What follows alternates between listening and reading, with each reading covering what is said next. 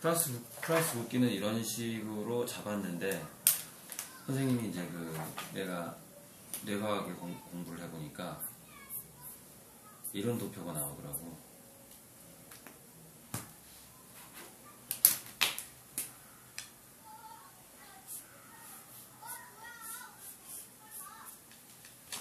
자, 뇌과학자들이 이성의 탄생에 대해서 어떻게 얘기를 하고 있냐면, 모든 생명체는 기본적으로 자유를 원해. 생명체의 자유의 두 가지가 뭐냐면은 그냥 사는 거, 생존과 번식이야. 이 두 가지를 위해서 아무튼 엄청나게 노력을 하고 투쟁을 하고, 그런 방식은 이 책에서 자본주의에서 기업이 생존하려고 하는, 기업이 독과점을 해서 그 가격을 자기 마음대로 정하고 하는 부분들이 바로 이 어떤 그 자유의 본능에 속하고, 이 사람도 그렇게 얘기를 하고 있어. 그래서 이게 이 프랑스 국기로 따지면 이 빨강에 해당하는 거지. 좀 이렇게 그리면서 이따가 그려도 되는데, 설명 듣고 이따 그리든지 마음대로 하고. 그런데 위에서 내려오는 이게 뭐냐면, 프랑스 국기에서는 평등이라고 돼 있지만은 이게 평등이야. 평등이라는 것은 기본적으로 자유와의 그 반대 개념으로 작용할 수밖에 없어. 그래서 여기 이 책에서 마무리해서 뭐 자본주의, 사회주의, 정부가 시장에 개입해야 되나 말아야 되나, 이게 다, 그다음에 과학기술의 진보와 자연보호의 갈등, 이런 것들이 이렇게 보면 돼요. 그다음에 예술과 과학 중에서 어떤 것이 더 중요한가, 뭐 이런 얘기도 나오는데, 어쨌건 프랑스 국기에서 흰색으로 상징되는 평등이라는 것이 자유하고 배치가 되는데, 그게 이제 뭐 예를 들어서 자유가 시장 방임이고, 애덤 스미스의 보이지 않는 손에 맡겨버리는 거라면은, 평등이라는 것은 정부가 개입하는 거예요. 시장에 개입해서 이렇게 복지를 늘리면서 세금을 늘리고 이런 것들, 그다음 독과점을 못하게 하고, 그게 이제 평등을 위한 노력이란 말이야. 근데 이 자유와 평등 사이에서 사람들이 고민하는 게 뭐냐면은, 그게 바로 나는 박애라고 생각하는 거야.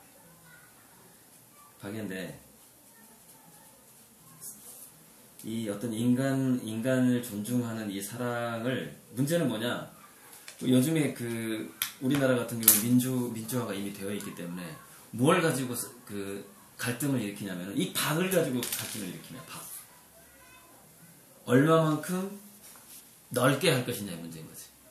그래서 이거를 요즘에 뭐라 그래, 그 TV 같은 데 보면은 보편 복지냐 선별 복지냐 이거야. 이게. 그러니까 선별 복지는 이 자유 쪽에 조금 가깝고, 보편 복지는 평등 쪽에 좀 가까운 거지.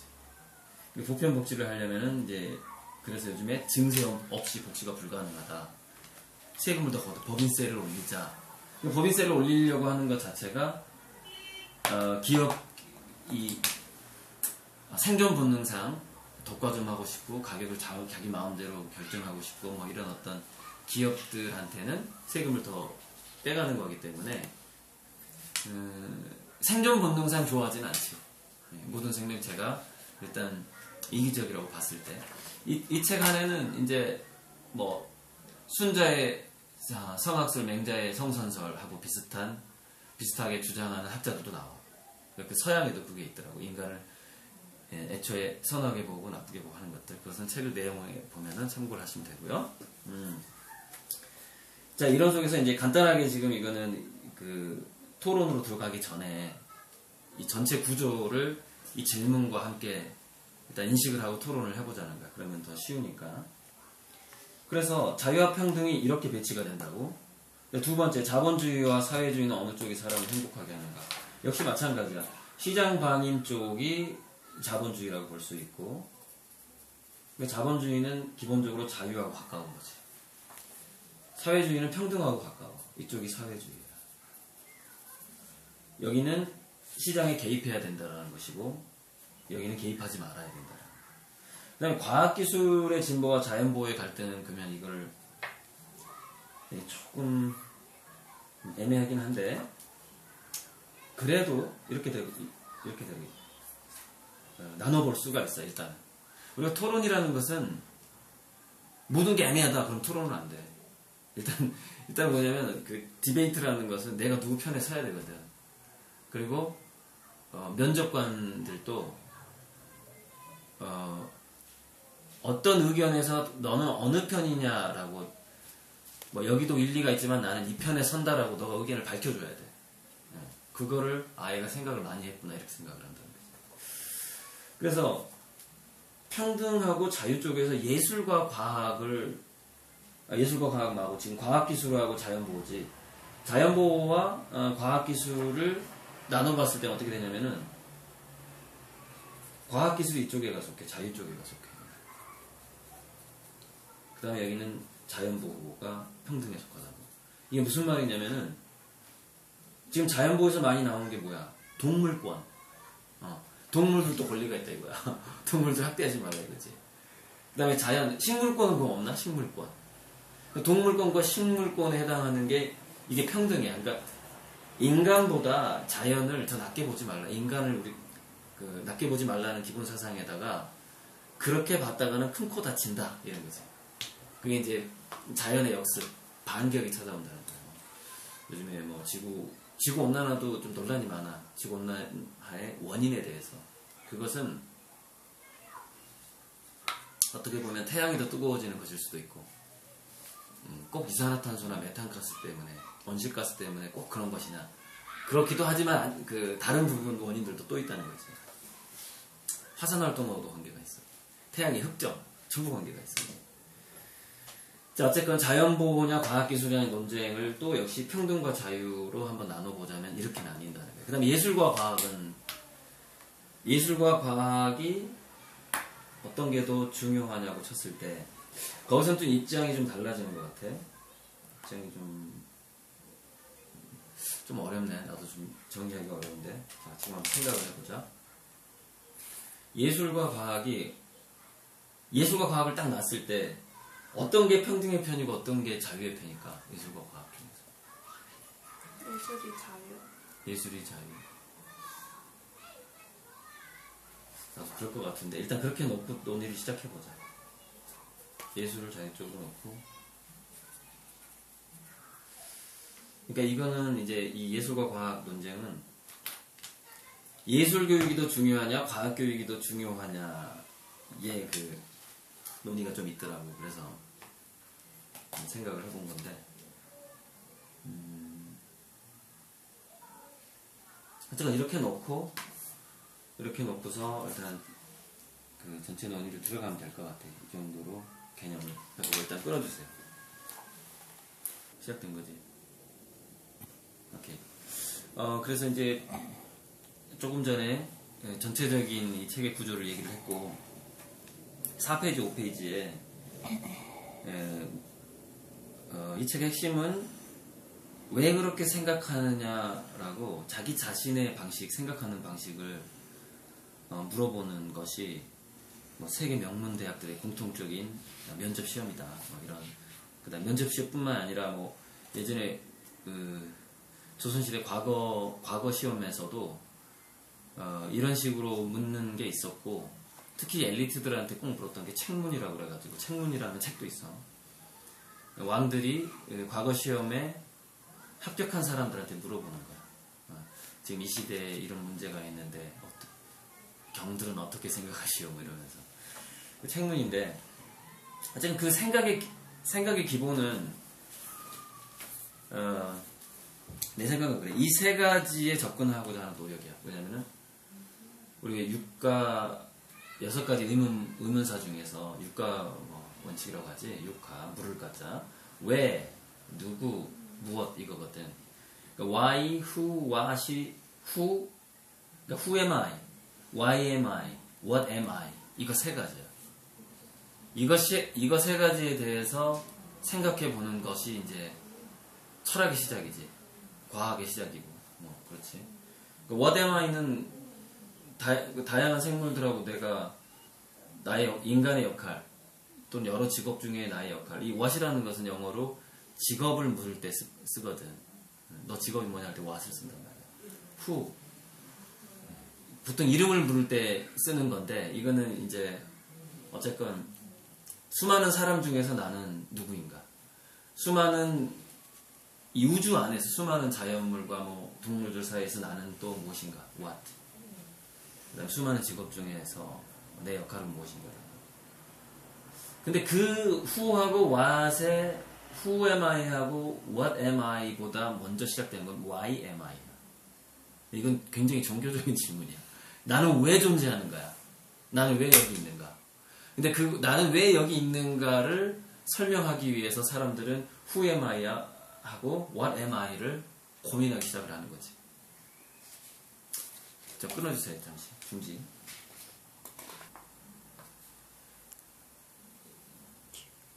됐어? 그래서 이게 why am I 하고 what am I 하고 who am I에서 우리가 다시 한번 여기서 확장시켜 봐야 되는 게 뭐냐면 why am I는 좀 종교적 질문이에요. 정답이 없어. 사람마다 그냥 종교적으로 많이 대답을 해. 근데 what am I는 이게 이제 자연과학적이고 좀 과학적이면 대답이라고 볼 수가 있고 이걸 다른 말로 귀납적이라고도 얘기를 해. 환원적이고 귀납적이고 그렇게 얘기를 하고 이건 연역적이라고 하지. 연역적이고 선언적이고 막 그래. 넌 이러니까 존재해라고 막 자꾸 이제 사이비 교주들이 나와가지고 막 얘기를 하는 거야. 자, 2번 who am I는 이게 좀 인문학적인 거지. who am I가 인문학적인 질문이라고 볼 수 있고 what am I는 과학적인 질문이고 why am I는 종교적인 질문인 거지. 그러니까 이 정도만 거기다가 좀 메모를 하고 들어가자고. 자, 중지 해주세요. 그래서 28페이지에 소크라테스 이야기가 나오는데 소크라테스는 자기가 무지하다고 인식하는 현자다라는 얘기가 나오잖아. 근데 이게 이제 그 스티브 잡스가 얘기했던 stay hungry, stay foolish 하고 맞아떨어지는 개념이야.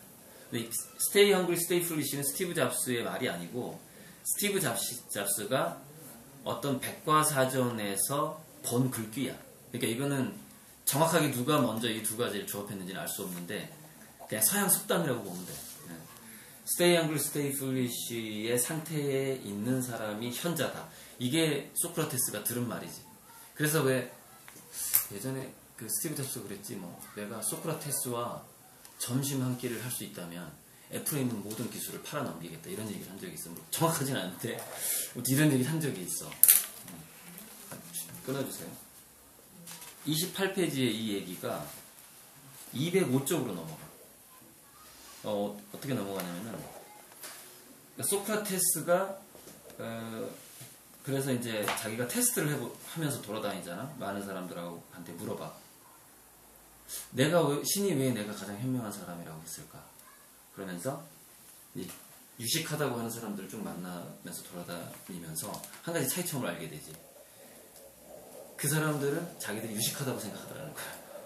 소크라테스는 자기가 무식하다고 생각하고 그 사람들은 나는 우주에 대해서 다 알고 있어. 신이 이렇게 말했어 이러면서 뭔가 자기 도구마에 빠져 있어. 근데 소크라테스는 도구마가 없었다라는 거지. 그러니까 그래서 스탠포드 대학 졸업식 연설에서 스티브 잡스가 도구마에 빠지지 말라는 걸 계속 경고한다고. 근데 이게 205페이지로 왜 넘어가냐면은 205페이지의 예술이란 무엇인가. 그래서 진정한 예술은 가운데 보이지? 진정한 예술은 그림 자체나 화가 자신에게 있는 것이 아니고 어떤 감추어진 어떤 거, 삶의 모습, 어떤 영혼과 같은 뭐 그런 거지. 눈에 보이지 않는 건데.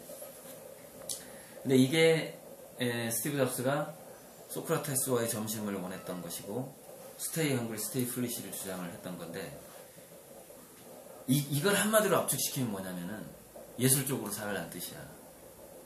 그래서 애플이 강조하는 게 그런 거거든. 예술성이야. 예술성을 되게 강조하는데 이제 이 205페이지의 말은 그 예전에 몽블루라는 와인을 선전했던 황창배 선배가 있어. 너가 가고자 하는 학교에 선배가 있어, 황창배. 황창배 선배가 물감을 종이에 확 뿌리면서 생활이 바로 예술입니다. 다 했거든. 그러니까 뭐냐면은 예술성이라는 거는 그건 이제 또 뭐 이중상 선생님은 늙는 것보다 낚는 것을 조심하라. 낡아버리지 마. 낡아 빠진 사고를 하지 말라는 얘기를 하거든. 몸이 늙는 것보다는 생각이 늙는 게 훨씬 위험하다. 이런 얘기를 했는데, 낡아 빠진다라는 것이, 너 엔트로피하고 네겐트로피 개념 아직 모르지. 일단 그거 좀 적어야 되는데, 엔트로피 적고, 그렇게 해가지고 네겐트로피 적어봐. 네겐트로피. 모르면 나중에 다 검색하면 또 다 나와요. 적으면서 두 개만 딱 적어놓고, 그래서 어찌 보면은 이거야. 우리가 현자가 된다라는 것은 역설적으로 stay foolish, stay hungry 상태에 있는 것을 의미하고, 그리고 우리가 예술성이라는 것은 미술대학을 나왔다고 예술가가 되는 게 아니고, 그 사람의 평소 생활, 생각, 그것 자체가 예술성이 있어야 되는 거야. 그리고 거기서 뭔가가 뚝 떨어지는 거지. 그러니까 예술적인 사고를 하고 예술적인 생활을 하는 사람이 뭔가 행위를 하다가 뭐가 이렇게 흔적이 남아. 그게 예술이라는 거지. 그게 작품이야. 진짜 쉽지가 않는 거야. 왜냐면 그 작품이 나오는 거하고 자기가 완전 일체가 돼야 되는 그런 개념이기 때문에. 저기 촬영 좀 끊어주시고요. 커피가 왔어요. 잠시만. 그래서 36, 37페이지로 가면 이제 데카르트 어떻게 코기토 에르고즘, 나는 생각한다, 고로 존재한다. 다른 것의 어떤 진짜 속성이라든가 진리를 전부 다 의심하다가 마지막에 생각하고 있다라는 것은 의심이 가지 않는다 해가지고 이제 한 말이 코기토 에르고즘이고, 바로 37페이지에 가면 이제 노자 사상이 나오는데, 그래서 노자 사상이 악이 있기 때문에 선이 있고 무가 있기 때문에 존재가 있고 뭐 그런 이야기가 나오는데, 이걸 이제 그 서구에서는 상대성 또는 상대론 이렇게 부른단 말이야. 그래서 상대성 relativity하고 상대론 relativism, 이거를 적었나 이미? 네, 잘 적었나 보고. 자, 끊어주세요. 그래서 70페이지 근처에 이제 국가에 대해서 얘기를 하면서 토마스 홉스하고 존 로크의 이야기들이 나오는데, 그러니까 토마스 홉스는 강력한 공권력이 아니면은 자유를 추구하는 인간이 평화협정을 깰 것이다. 그래서 좀 무거운 처벌을 가할 수 있는 권력이 필요하다, 이런 얘기를 하는데, 그러니까 토마스 홉스는 성학설에 기반을 둔, 동양에서는 순자가 성학설을 얘기한다고 하고, 존 로크는 성선설에 기반을 두고서 자기 사상을 펼치고 있고, 이거는 맹자가 성선설이거든. 그 정도로 적어놓고 너가 좀 더 다른 책을 참고하고 검색을 하면 될 것 같은데, 여기서 이제 이 책 전체의 논의를 다시 이쪽으로, 여기에 포커스를 두고서 한번 생각을 해보자면은, 이런 게 있어. 뇌과학에서 자유의지는 정말 우리 인간한테 자유의지가 있는가라는 그런 논의가 있는데, 인간은 몸이 먼저 반응을 한 다음에, 어떤 상황에 대해서 몸이 먼저 반응을 한 다음에 그 몸에서 일어나는 감정의 물질을 두뇌가 해석을 하면서 그게 내 생각이었더라 이렇게 착각하는 착각을 하더라는 거야, 대부분 인간의 두뇌가. 그래서 이거는 이 두 사람의 논의하고 좀 다른 논의가 하나 있단 말이에요. 그걸 약간 구조주의적인 논의인데, 인간이 환경에 의해서 지배를 당하더라는 것이지. 환경에 의해서 자기 의식, 무의식 같은 게 지배를 당하면서, 그러니까 뭐냐면은 인간은 성악설도 아니고 성선설도 아니다라는 주장이야, 이거는. 뭐 한 국가의 리더라든가 정치제도에 의해서 그 국민들의 인간성이 바뀔 수가 있다는 거지. 선하게도 바뀔 수 있고 나쁘게. 환경이 열악하면 악해지고 좋으면 선해지고. 그런데 우리가 공부를 하는 학생의 입장에서, 나도 학생이고 너도 학생의 입장에서 우리가 중요하게 생각해야 될 건 뭐냐면, 공부의 목적이라든가 이 성악설, 성선설, 그 다음에 구조주의적인 환경에 지배당하는 인간, 이 세 가지 의견 가운데서 우리가 생각해 봐야 될 거는, 공부를 통해서 우리가 도달해야 되는 지점은 뭐냐면, 가급적 환경에 지배당하지 않고 자기의 그 미덕을 지킬 수 있는 어떤 수련하는 것. 그것이 이제 내 생각에는 우리가 이렇게 토론하고 공부를 해가는 어떤 방향성이라고 생각을 하거든. 좀 끊어주세요. 자, 이 책에 한 3분의 1 정도 왔는데, 그러니까 거의 절반 정도 다 했다고 보이는데, 81페이지에 우리는 대체 누구인가에서, 그다음에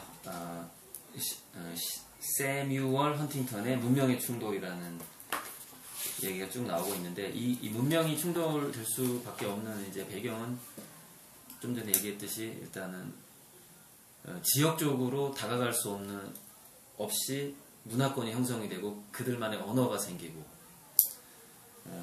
그리고 그런 오랫동안 지역적으로 갈라파고스 제도의 그 핀치새, 다윈이 핀치새를 연구했을 때 서로 먹잇감이 달라지게 되고 지역적으로 분화되고, 그러다 보니까 핀치새 부리가 달라지는, 거기서 이제 진화론이 결정적으로 나왔다고 하잖아.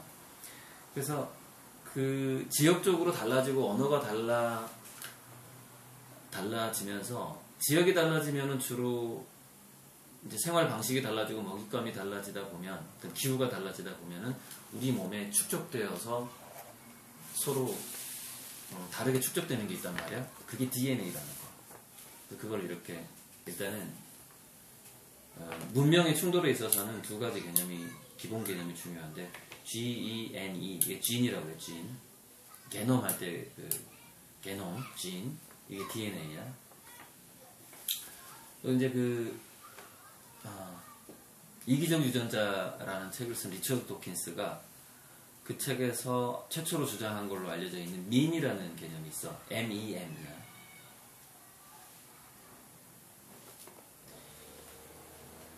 이거를 문화 DNA라고 해요.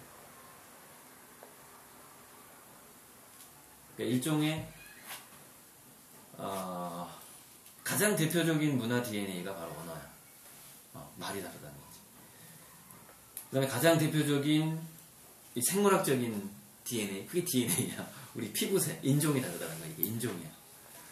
근데 이거 두 가지가, 각 문명권은 이거 두 가지가 복합적으로 섞여 있어서 다른 거지. 지인이 너가 한번 검색해봐야 되는 건 뭐냐면은, 이 밈의 개념이야. 밈. 이게 한글로 밈이라고 그러고 영어로 MEM이라고 그러는데, 밈의 개념이 무엇인가를 한번 검색해서 한번 읽어봐야 돼. 이쪽에 한번 일부 완전히 끊어주세요. 일부.